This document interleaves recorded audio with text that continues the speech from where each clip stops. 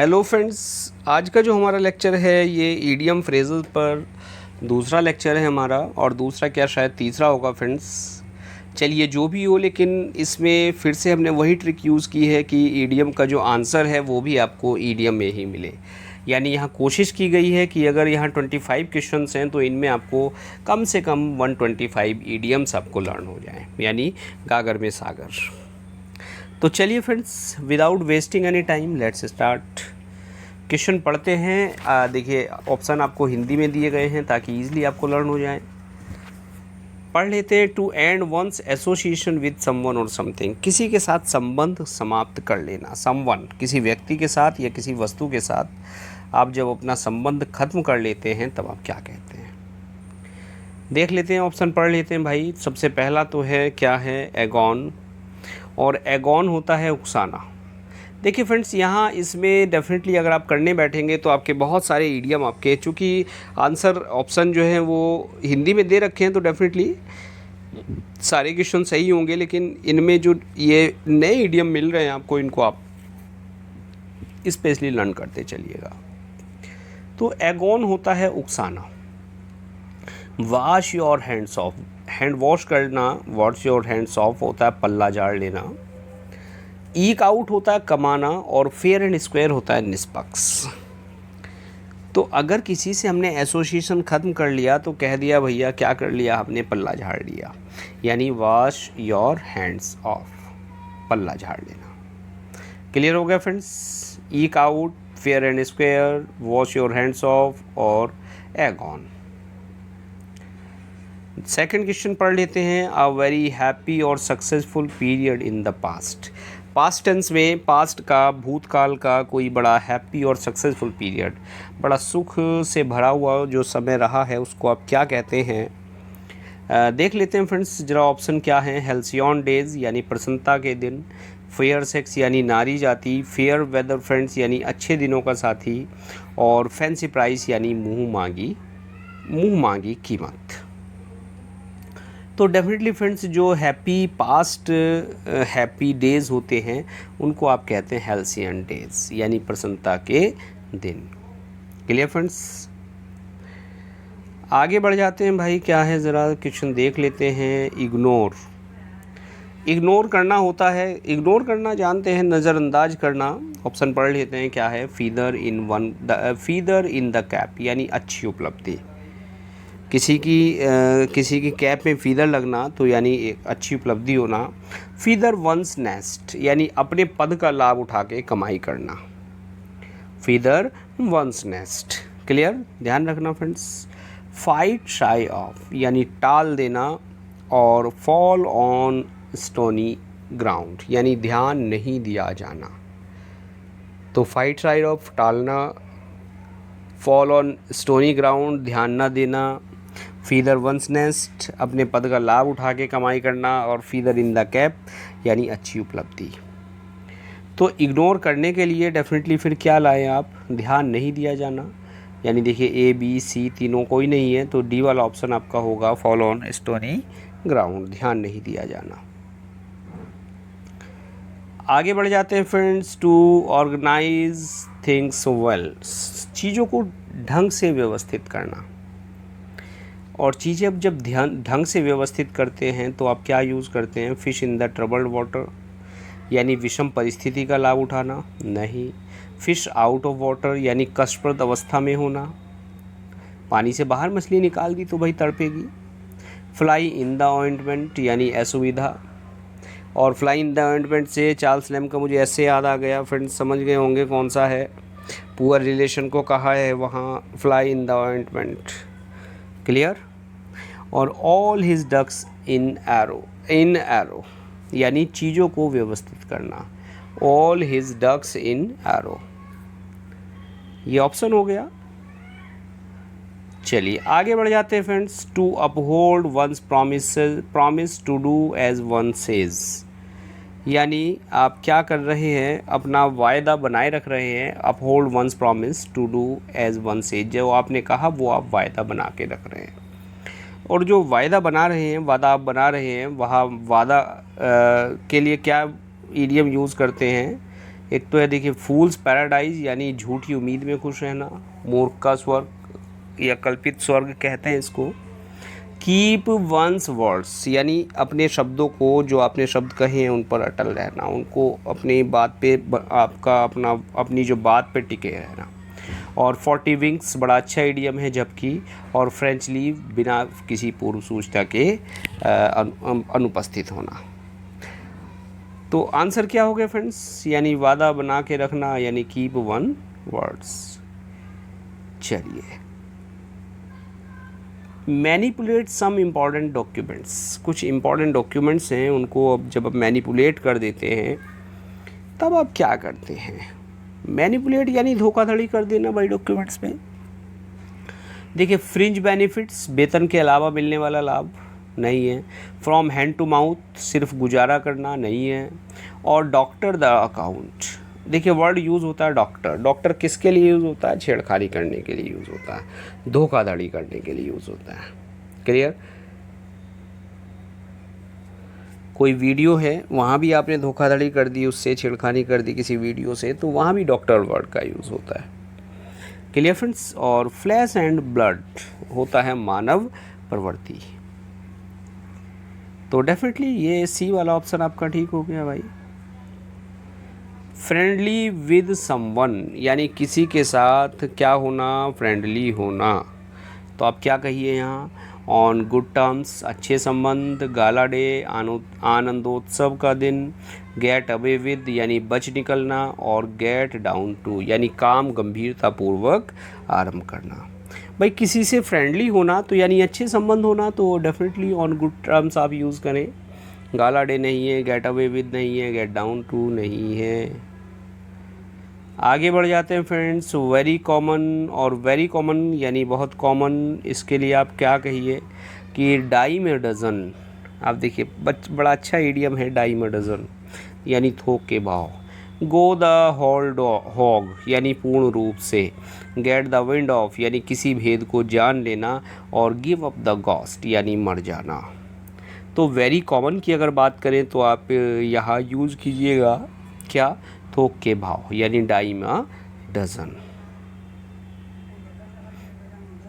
To be expensive, to cost a lot of money यानी जो महंगा होता है उसके लिए आप क्या इडियम लगाते हैं। गो डाउन वेल विद यानी यथोचित अभिवादन पाना।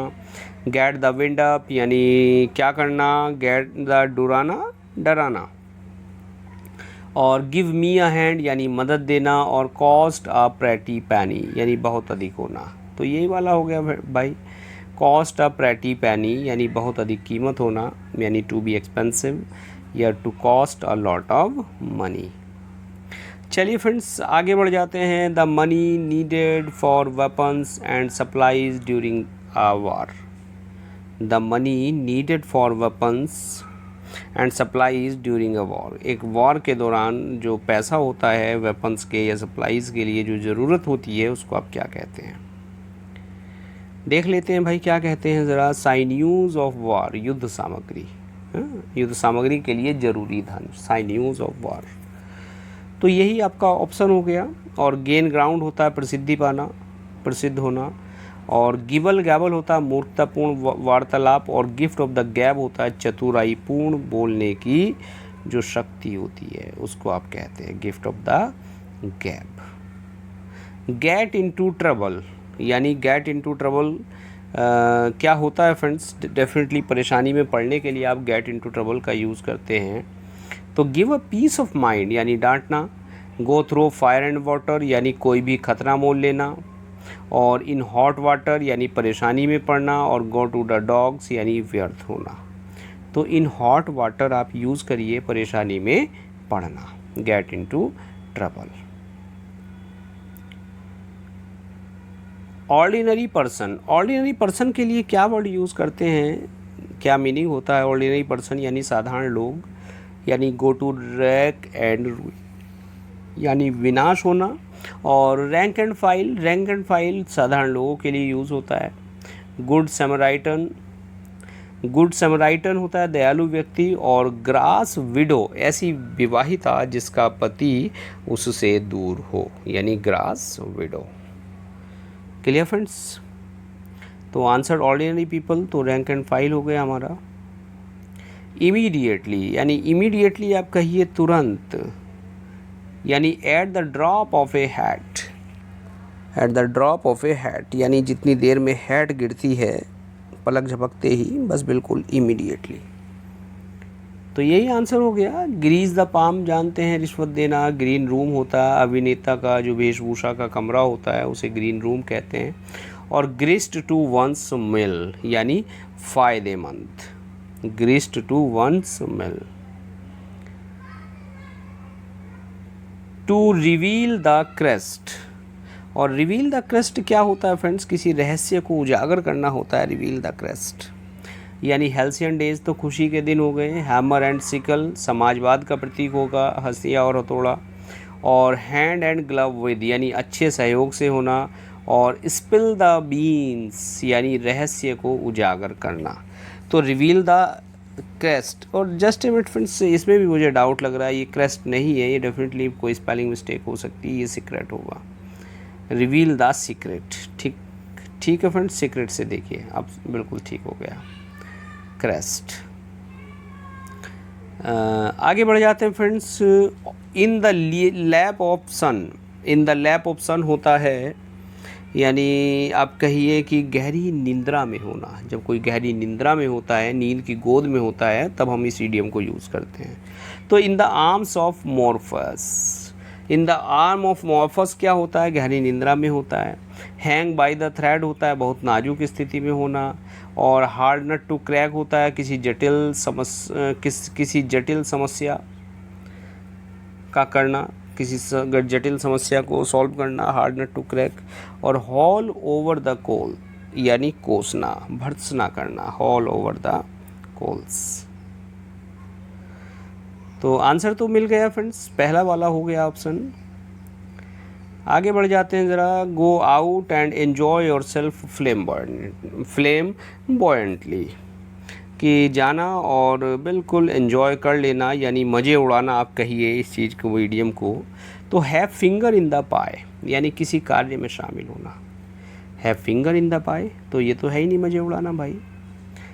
पेंट द टाउन रेड, मज़े उड़ाना, पेंट द टाउन रेड। देखिए किसी शहर को जब लाल रंग दिया तो क्या है, मज़े उड़ रहे हैं वहाँ, बस ऐसे याद रख लीजिएगा। और हैव वंस हैंड फुल यानी काम की कमी नहीं होना।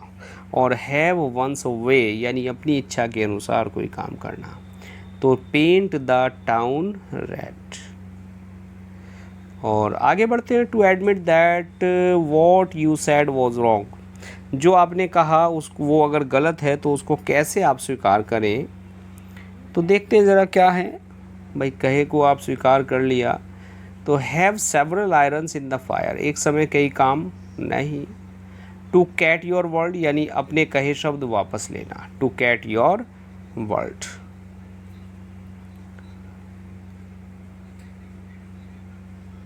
और फ्रेंड्स जस्ट ए मिनट, ये टू कैट नहीं है, ये ईट है। टू ईट योर वर्ड्स, कहे शब्द वापस लेना यानी शब्द चबा जाना। क्लियर, कैट नहीं है, करेक्शन लगा लें, इस टाइपिंग एरर है। और आगे है हैंड पैक्ड हस्बैंड यानी जोरू का गुलाम। और भैया आगे है हरकुलियन टास्क यानी बहुत कठिन कोई काम। आगे बढ़ जाते हैं। The ability to meet a challenge और परसिवियर अंडर डिमांडिंग सर्कमस्टेंसेस यानी क्या करना, कोई कह सकते हैं आप कठिन परिस्थिति में साहस की आपकी परीक्षा हो रही है तो तब आप क्या यूज़ करते हैं। देखिए put one on one's mettle, mettle कहते हैं दिलेरी को, हिम्मत को, करेज को। Clear friends. तो put one on one's mettle यानी कठिन परिस्थिति में साहस की परीक्षा होना। तो यही ईडियम आंसर हो गया इसका। हाई एंड ड्राई यानी अकेला। विद अ हाई हैंड यानी निरंकुश। और हाई लिविंग यानी ऐश आराम की जिंदगी। चलिए भाई आगे बढ़ जाते हैं ज़रा।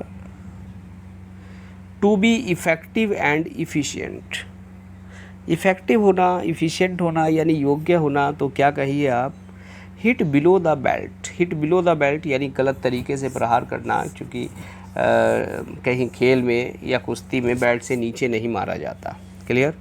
तो यानी हिट बिलो द बेल्ट है तो गलत तरीके से प्रहार है। और हिट द जैकपॉट, जैकपॉट कहते हैं फ्रेंड्स कोई बिल्कुल लॉटरी खुल जाना, यानी बड़ी कामयाबी मिलना। और hit the nail on the head, यानी सही समय पर सही कार्य करना। कोई नेल, कील को सही जगह मारना, कील के हेड पे आप मार रहे हैं तो यानी सही काम कर रहे हैं, सही जगह सही काम हो रहा है। और वर्थ वंस सॉल्ट, यानी योग्य होना। तो यही हो गया आपका आंसर, यानी worth one's salt. To be effective को क्या कहिए आप? Worth one's salt. To oppose, oppose यानी विरोध करना, और विरोध करने के लिए ऑप्शन चॉइस, कोई विकल्प ना होना, होल एंड कॉर्नर पॉलिसी, कोई गुप्त नीति होती है। To set your face against, यानी विरोध करना, तो set your face against, to oppose. और आगे है होल्ड नो वाटर, सही नहीं होना। Clear friends? और आज का लेक्चर ये देखिए, अभी लगभग 6 बजे हैं, 6:30 अब इस टाइम रिकॉर्ड हो रहा है, शाम के टाइम, सुबह टाइम नहीं मिल पाया। तो बैकग्राउंड नॉइज़ आपको हो सकता है तो उसको आप इग्नोर करें। अदरवाइज़ तो मॉर्निंग में सुबह 4 बजे लेक्चर सारे रिकॉर्ड होते हैं आपके।